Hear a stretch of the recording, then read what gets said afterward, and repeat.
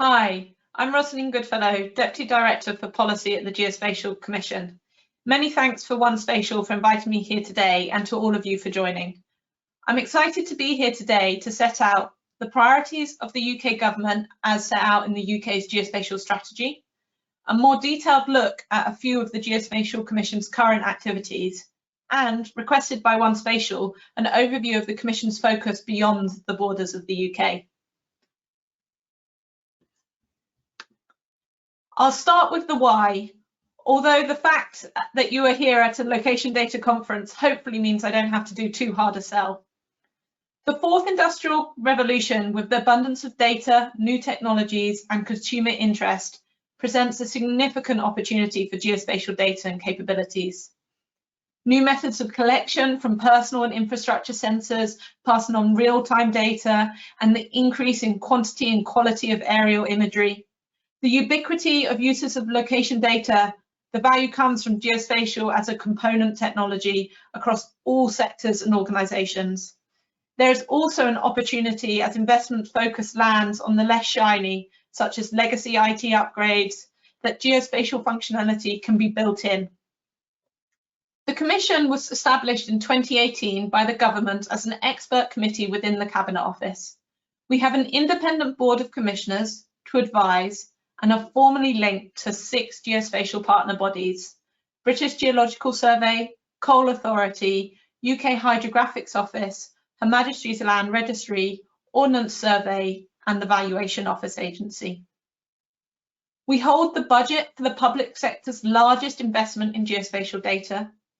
We make targeted investments in data projects that accelerate innovation and adoption of geospatial data applications, and we set the UK's geospatial strategy and policy, my key responsibility.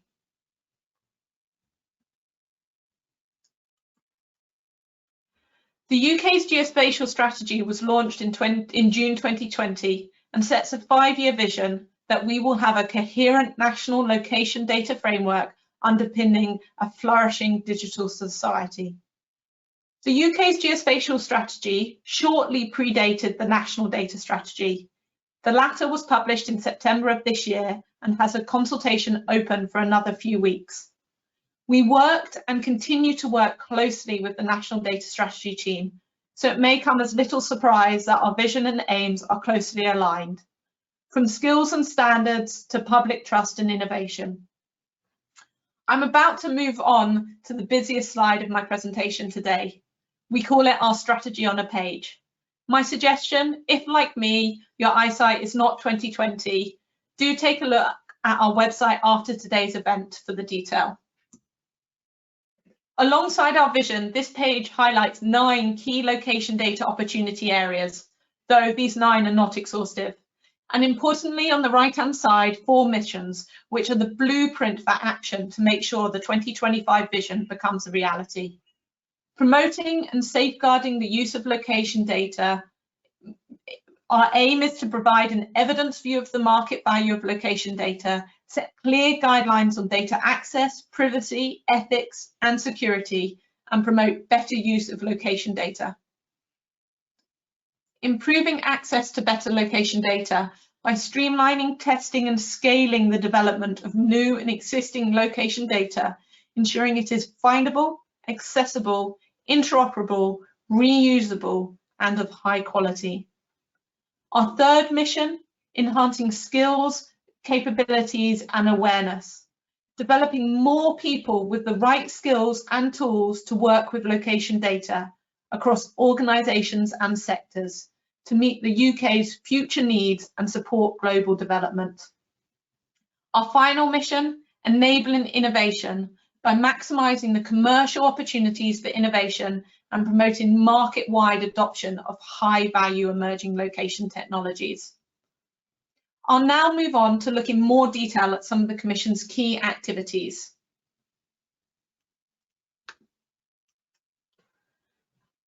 $4 million holes are dug each year for repairs, upgrades, and installations of utility pipes and cables. This results in 60,000 unintended strikes on existing underground utilities, assessed to cost the UK economy £1.2 billion a year.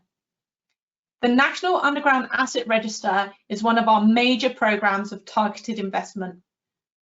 We aim to improve the efficiency and safety of underground works by creating a secure data exchange platform to provide digital records of where assets are located from the over 700 UK underground asset owners. Working closely with the Greater London Authority, who went on to partner with OneSpatial, Ordnance Survey, and the owners of underground assets themselves, we successfully completed 2 pilot projects, one in London and the other in the North East. The pilots provided critical evidence that a national register is feasible and will unlock considerable value. This included user testing of the pilot platform at excavation sites. We're currently in a preparation stage ahead of a procurement for a regional build and a national rollout. Newar is a great example of our approach to delivery in the Commission. We're use and value driven. We prioritise action in areas where there's evidence of the greatest opportunity and impact. We're iterative. We achieve our vision by adopting new ideas, learning through pilot projects, and monitoring innovation. We focus on the whole system. Technology alone is not enough. Leadership, governance, policies, organisations, legal frameworks, and skills matter too. And finally, we take a collaborative and open approach. Achieving the vision throughout the 4 missions will require collective effort in connecting data, people, and systems. Moving on to my second area of focus, the geospatial ecosystem. In the UK strategy, we committed to publish recommendations for policy interventions to support growth, competition, and innovation based on our geospatial data market study by the end of 2020. I can fortunately confirm we are on target to do this and that we are planning to publish our recommendations imminently. I'm probably not meant to, but I'll give a sneak peek ahead of the official launch.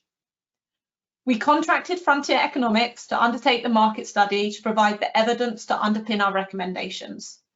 They looked at how the UK economy is currently using geospatial data and capabilities, where emerging markets are arising, and the efficiency of the current market functioning.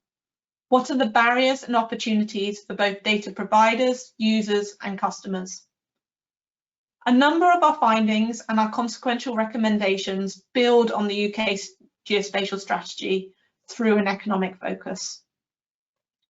Crucially, the Commission is keen to understand where the market is operating well, so there is no need for government intervention, and where the geospatial ecosystem could do with support to truly unlock the power of location data. One area of particular interest to me is the ethics of data use and the need to maintain public trust, as with many new technological advancements. Data protection laws, of course, already exist to protect all of our individual privacy, and this applies to location-related personal data. There may also arise ethical duties to use location data responsibly and protect an individual's privacy, where its application can deliver some societal value, a public good outcome. For example, the use of aggregate mobility data in support of future major infrastructure decisions. One of our recommendations arising from the market study will focus on this area of supporting data ethics discourse with the public and maintaining their trust in location data use. I briefly mentioned the 9 key location data opportunities identified in the strategy. Housing and transport are 2 of them, which we're currently undertaking projects to accelerate innovation and adoption of geospatial data applications. In the housing and planning space, we've pulled together 65 key open geospatial data sets into one website, and we're working with Connected Places Catapult on an exciting discovery project to test the feasibility of a portal. The aim would be to build on the website to improve the findability and accessibility of housing and planning data, promoting the incorporation of UPRNs into data sets by data owners, and ultimately revolutionising the housing and planning sector. On transport, we closed for bids for our innovation competition last week. We partnered with Innovate UK to create a 2 million competition to look at how location data can spark innovation and support the future of mobility for the United Kingdom. The competition has 4 themes: mobility as a service, active travel, creating safer ways to enable active travel, supply chains, helping better distribution, storage and delivery, and boosting capacity of our transport networks. Winners will be announced next month. We've also set up a transport task force chaired by Dr. Steve Unger, one of our board of commissioners. He's joining the conference on Thursday to discuss our work in the transport sector in more detail. So do join up then if you want to hear more. To end my presentation today, One Spatial asked if I could provide some international context to our work. In developing the UK strategy, we strongly recognise that geospatial isn't an area distinct to the UK. Indeed, the international context for geospatial is of growing importance, with the increasing focus on global challenges and the cross-border exchange of data. In framing our international vision, we state that UK expertise will be sought after internationally, and our flourishing location-enabled digital economy will export its knowledge, products and services worldwide. The UK has globally recognised geospatial expertise, a very positive geospatial reputation, but we strongly recognise the importance of international partnerships. For example, those that we've learned from while developing our strategy, in key projects such as Newar, and in our support of the UN GGIM. We do not want to be complacent, but build on this strong base to deepen existing and forge new international relationships. We in the Commission commit to learn from and work with other countries. Over the last 2 years, we've had engagement in particular, but in alphabetical order, Australia, Ireland, the Netherlands, New Zealand, Singapore, Sweden, and the USA. Since the strategy launch, we've also had interest from many countries, including Canada, India, Kazakhstan, and Malaysia. Finally, I want to briefly mention our commitment to pilot an international geospatial service in 2021 to showcase and export UK expertise across the world. COVID-19 has of course impacted how we live and interact, including on international engagements and sharing of expertise. However, alongside our expert partner bodies, academia and industry partners, we're committed to supporting international geospatial capacity building and skills development programs next year. I'll end today's presentation by thanking you for your time and asking you to link up with us online using the information on the last slide. Thank you.